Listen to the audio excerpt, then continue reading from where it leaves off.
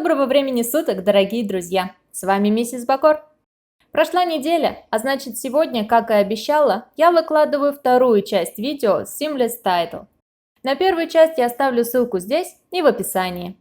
А сегодня я покажу, как сделала оставшиеся кусочки превью. Ну и напомню, как она выглядит целиком.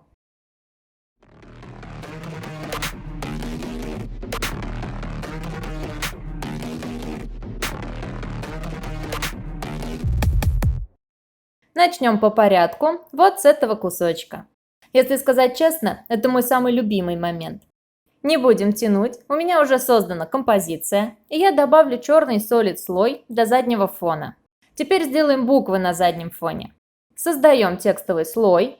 Дальше я придам буквам цвет подложки. Более подробно об этом эффекте и несколько клевых идей с ним вы найдете в этом видео. Кто еще не видел, обязательно посмотрите. И главное, размер текста сделаем прям огромным. Супер! Я также увеличу размер в параметре Scale. Теперь настрою анимацию, чтобы буквы плавно перемещались. Выставлю ключи. Окей. Сделаем из этого прекомпоз. Идем дальше. Создадим еще один текстовый слой.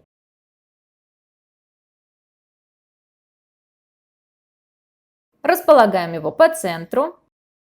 Делаем прекомпоз. И как в прошлом видео, уменьшаем размеры композиции. Для этого переходим во вкладку «Проект», находим нашу композицию, нажимаем правую кнопку мыши «Composition Settings», меняем значение ширины и высоты и нажимаем «Ок». Дублируем композицию 5 раз. Сочетание клавиш Ctrl-D. Теперь настраиваем анимацию по параметрам Position и Opacity. Верхний слой будет двигаться с начала композиции, а остальные только на моменте разъезжания. И сдвигая вниз поочередно все слои на равные промежутки, получаем прикольный эффект. Я просто в восторге от того, как просто это сделать и как интересно это выглядит. Но это еще не все. Добавим несколько деталей. Идем в проект и дублируем там нашу композицию с текстом. Важно дублировать именно во вкладке «Проект», так как нам нужна именно отдельная композиция, а не простой повтор в виде ссылки, как мы сделали в начале. Разница в том, что дублирование внутри композиции не создает отдельной копии. Если я сейчас изменю что-то в одной из них, то это изменится во всех. Поэтому мы и дублируем в окне «Проект», чтобы у нас была независимая копия. Надеюсь, объяснила понятно. Если остались вопросы, напишите в комментариях. Ну а мы идем дальше и заходим внутрь композиции, двойной клик по ней. Меняем обводку на заливку и делаем уже знакомый вам прозрачный текст. Супер! Возвращаемся назад. Теперь создадим прямоугольники, которые появляются сверху. Я их сделала из обычных шейпов. Выбираем инструмент Rectangle Tool, настраиваем форму и цвет. И повторяем 3 раза, располагая нужным образом.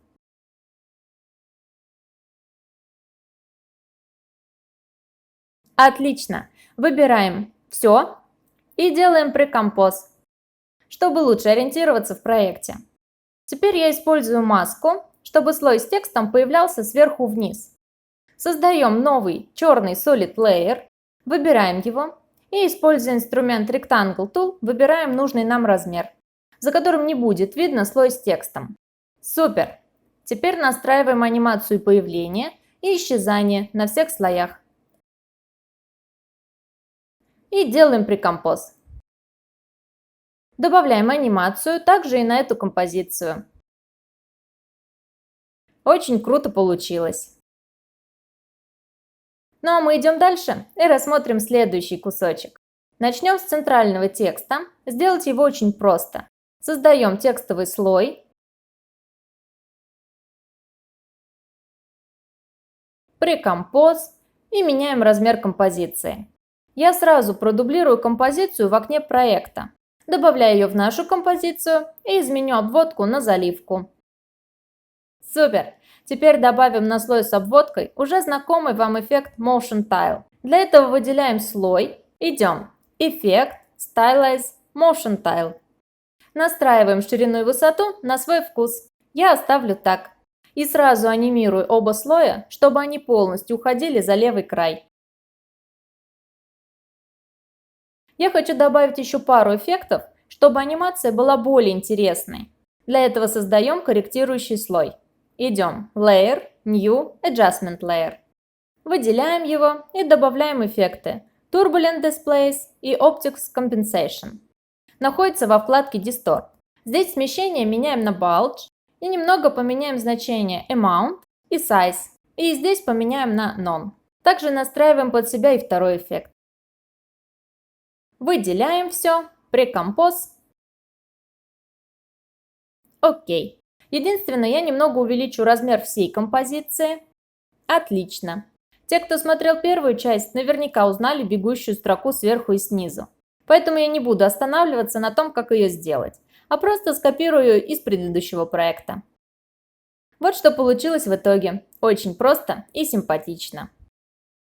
А на очереди у нас следующая часть. Она тоже супер простая. Как и раньше, создаем текстовый слой. Pre-Compose. Меняем размер.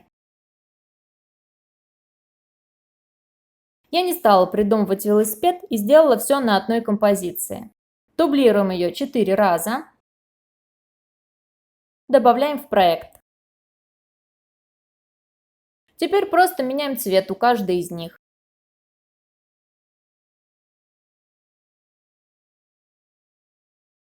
Теперь еще раз добавляю третью и пятую композиции в проект и делаю их цветными. Выделяю, делаю отдельную композицию. На каждую из них добавляю эффект Motion Tile, в том числе и на цветные композиции. Смещаю парные композиции друг относительно друга.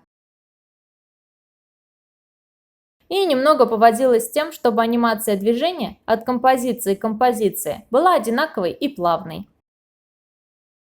И готово!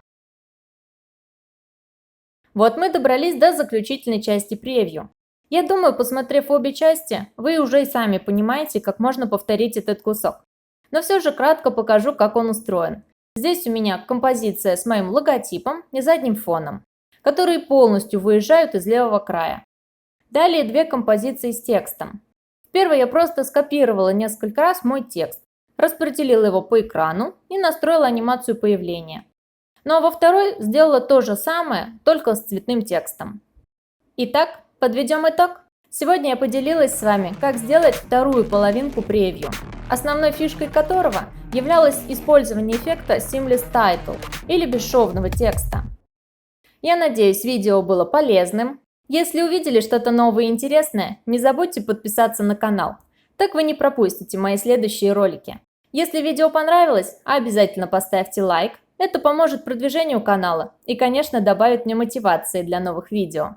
И как обычно, если остались вопросы или есть предложения для новых роликов, то пишите все в комментариях. Я все читаю, всем стараюсь ответить. До скорой встречи в следующем ролике.